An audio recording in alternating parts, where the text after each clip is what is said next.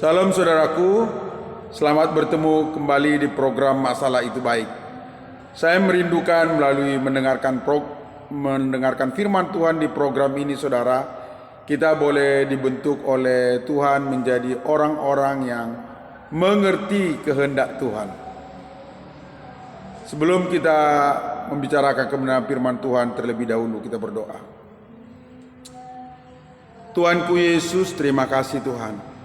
Selama perjalanan hidup kami di dunia ini, berbagai masalah akan terjadi dalam kehidupan kami.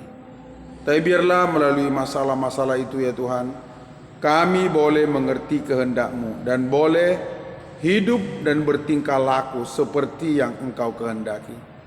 Terpujilah nama-Mu Tuhan, sungguh kami merindukan ya Tuhan, biarlah kiranya Roh-Mu yang kudus menolong kami untuk mengerti kehendak-Mu Tuhanku. Dalam nama Tuhan Yesus Kristus, haleluya. Amin. Saudara, hari ini kebenaran firman Tuhan yang akan kita pelajari adalah dari Lukas 15 ayat 11 sampai ayat 22. Yesus berkata lagi, ada seorang mempunyai 2 anak laki-laki. Kata yang bungsu kepada ayahnya, "Bapa, berikanlah kepadaku bagian harta milik kita yang menjadi hakku." Lalu ayahnya membagi-bagikan harta kekayaan itu di antara mereka. Beberapa hari kemudian anak bungsu itu menjual seluruh bagiannya itu lalu pergi ke negeri yang jauh.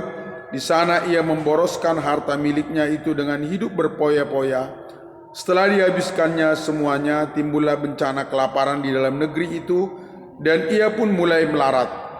Lalu ia pergi dan bekerja pada seorang majikan di negeri itu. Orang itu menyuruhnya ke ladang untuk menjaga babinya.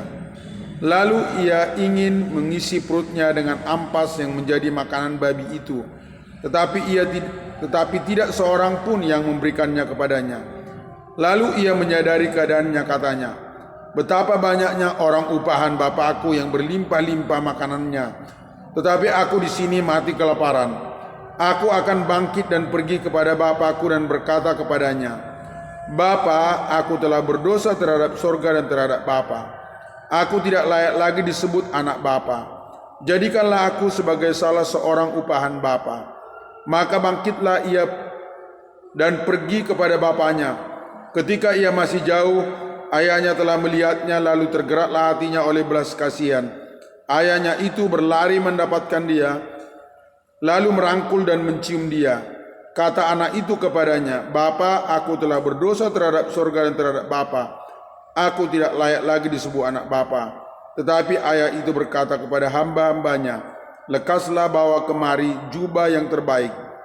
Pakaikanlah itu kepadanya dan kenakanlah cincin pada jarinya dan sepatu pada kakinya.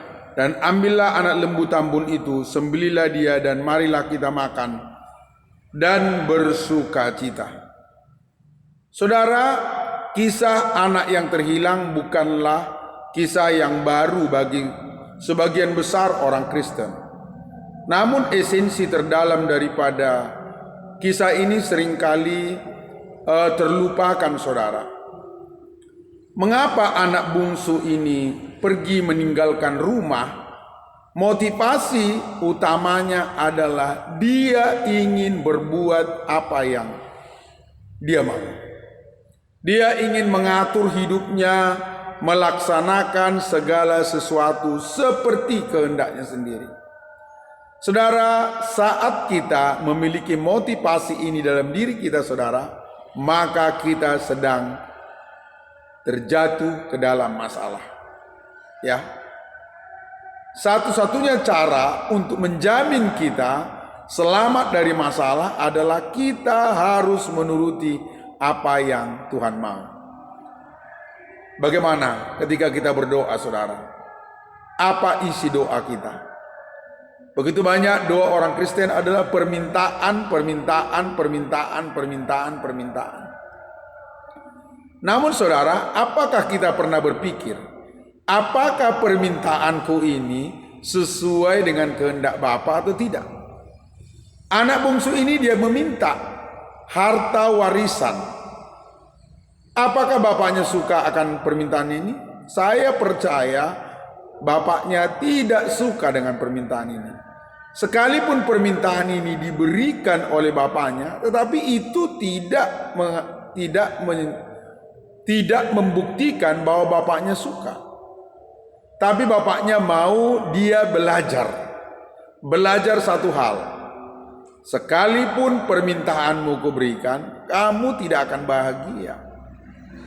Anak bungsu, saudara, setelah permintaannya dikabulkan, lalu dia pergi, saudara. Dia pergi jauh, dia atur mulai hidupnya, dia mau membuat apa yang dia mau. Dan akhirnya, saudara, di dalam ayat 14, setelah dihabiskannya semuanya, timbullah bencana kelaparan di dalam negeri itu, dan ia pun mulai melarat. Saudara, saat kita ingin mengatur diri kita menurut maunya kita sendiri, di situ kita sudah terjatuh ke dalam masalah. Tidak menjadi masalah, saudara, apakah orang ini adalah orang yang, kalau menurut konteksnya tentu firman ini adalah diperuntukkan kepada orang-orang bangsa-bangsa kafir, saudara. Sedangkan anak sulung adalah bangsa Yahudi. Tetapi inti utama yang ingin saya mau bicarakan pada hari ini adalah bahwa saat kita meminta sesuatu kepada Tuhan, saudara, kita harus waspada. Apakah yang ku minta ini sesuai dengan kehendak Tuhan? Dalam perjalanan hidup saya, saudara, saya banyak sekali meminta berbagai macam hal kepada Tuhan. Dan Tuhan memberikan apa yang saya minta, saudara. Apa yang saya mohonkan kepada Tuhan dikabulkan oleh Tuhan, saudara. Dan saya merasa bangga. Itu menjadi sesuatu yang saya rasa hebat, saudara. Tetapi kemudian, saudara, setelah Tuhan mengabulkan apa yang saya minta, maka kemudian timbullah berbagai macam masalah, saudara. Timbul berbagai macam problem yang membelit kehidupan saya. Kalau saya berkata masalah itu baik, saudara, program ini dibuat, sekali lagi, ini bukan dibuat berdasarkan suatu kisah mempelajari Alkitab semata-mata, tetapi itu adalah pengalaman hidup yang saya alami sendiri. Setelah permohonan-permohonan saya diberikan, saudara, dan saya mulai menikmati jawaban Tuhan atas permohonan saya, saudara, maka saya terkepung oleh masalah. Saya kemudian bertanya, Tuhan, kenapa jadi begini ini? Kenapa menjadi kacau ini? Dari kenyataan itulah saya, saudara, belajar. Tuhan sedang mengajar saya. Nah, ketika saya mengabulkan apa yang kamu minta, belum tentu saya setuju itu. Belum tentu. Tapi saya ingin kamu belajar. Belajar apa? Belajar satu hal. Supaya kamu mau menghambakan diri kepada kehendak Tuhan. Itulah sebabnya, saudara, ketika Tuhan Yesus berdoa di Taman Getsemani, saudara, dia datang kepada Bapa dan memohon, Bapa, kalau boleh, lalukanlah cawan ini daripadaku, tetapi bukan seperti yang ku minta, tetapi seperti yang engkau minta. Bisa kita berdoa, saudaraku, seperti itu? Dengan satu kerinduan, Bapa, yang lebih penting bagi hidupku adalah menuruti apa yang engkau mau, bukan menuruti apa yang aku mau. Memahami kehendak Tuhan bukanlah perkara mudah, saudara. Kalau kita baca kisah ini selanjutnya, saudara, maka kita tahu, saudaraku, bagaimana anak sulung tidak tahu apa yang menjadi kehendak daripada ayahnya. Dia, saudaraku, ketika anak bungsu kembali, dia marah, dia kecewa. Dia tidak memahami apa yang menjadi kehendak ayahnya. Sekalipun dia dekat dengan ayahnya, saudara. Tidak ada jaminan bagi kita semua bahwa kita benar-benar sudah tahu kehendak Tuhan. Kita semua dalam proses belajar, saudara, apa yang menjadi kehendak Tuhan. Bahkan melalui pembelajaran doa Tuhan Yesus di Taman Getsemani, Tuhan Yesus sendiri masih berkata, Kalau boleh lalukanlah cawan ini, tetapi bukan kehendakku, tetapi kehendak-Mu lah yang terjadi. Bagaimana Tuhan Yesus sendiri menghambakan diri kepada kehendak Tuhan, saudara. Anak sulung tidak ingin anak bungsu kembali. Dia marah ketika anak bungsu kembali. Dia tidak memikirkan apa yang menjadi kehendak ayahnya. Karena itu dia marah, dia protes, dia kecewa, saudara. Saudaraku, saat kita mengalami masalah-masalah, saat kita menjalani melayani Tuhan, saat apa yang kita inginkan dikabulkan Tuhan dan timbul masalah-masalah, Tuhan sedang mengajar kita, saudara, tentang satu hal. Hiduplah untuk mengabdikan diri kepada Tuhan punya kehendak, kepada Tuhan mau. Itulah kesimpulan yang diperoleh anak bungsu setelah dia ada dalam kesukaran yang hebat, saudara. Dia tahu, oh, rupanya yang terbaik bukanlah kehendakku yang terlaksana. Yang terbaik adalah kehendak Bapa yang terlaksana. Saudara, karena itu ketika dia kembali, saudara, ke rumahnya, dia ngambil satu kesimpulan. Aku mau menjadi orang upahan. Apa artinya orang upahan, saudara? Orang yang mau disuruh, orang yang mau mengerjakan apa yang diperintahkan, bukan apa yang aku kehendaki, saudara. Bukan apa yang kita kehendaki. Dalam hidup ini, saudara, saat kita berdoa kepada Tuhan, saya mau kita berhati-hati, saudara. Janganlah permohonan doa saja yang utama, tetapi mari kita menimbang, mari kita merenungkan apakah yang kita minta, yang kita mohonkan, yang kita harapkan dari Tuhan itu sesuai atau tidak dengan kehendak Tuhan. Seringkali kita berpikir, kalau ini, oh ini sudah bagus, ini sudah indah, ini sudah mulia. Tapi saudara, belum tentu apa yang kita pikirkan bagus, indah, mulia itu yang akan terjadi.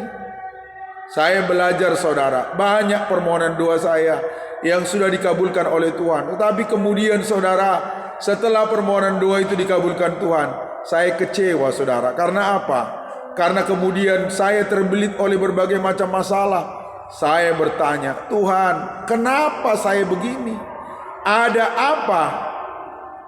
Bahkan kadang-kadang saya bergumul, saudara, bagaimana caranya untuk keluar dari masalah ini. Dan saya temukan satu-satunya cara untuk keluar dari masalah itu adalah seperti Tuhan Yesus mau berkata, Tuhan, jadilah kehendak-Mu. Mari, ini renungan bagi kita, menguatkan kita, mendorong kita. Sekiranya saudara-saudara sekarang sedang terbelit oleh masalah, saudara, tidak ada cara lain, kembali kepada Tuhan, sujud di hadapannya, dan mulailah belajar, saudara. Katakan dalam doa, dalam kerinduan, dalam permohonan, Tuhan, apa yang Engkau mau untuk Kau lakukan? Marilah kita menjadikan diri kita sebagai hamba. Apapun keadaan saudara, apakah saudara pendeta, apakah saudara sidang jemaat, apakah saudara orang yang terhilang, apakah saudara orang yang sudah lama tidak ke gereja, siapapun kita, hendaklah kita tunduk di hadapan Tuhan dan berkata, Tuhan, apa yang Engkau mau untuk Kau lakukan, itu Kau lakukan. Jika ini ada dalam hidup kita, saudara, saya percaya Tuhan akan mendandani kita, Tuhan akan membuat kita menjadi manusia yang mulia.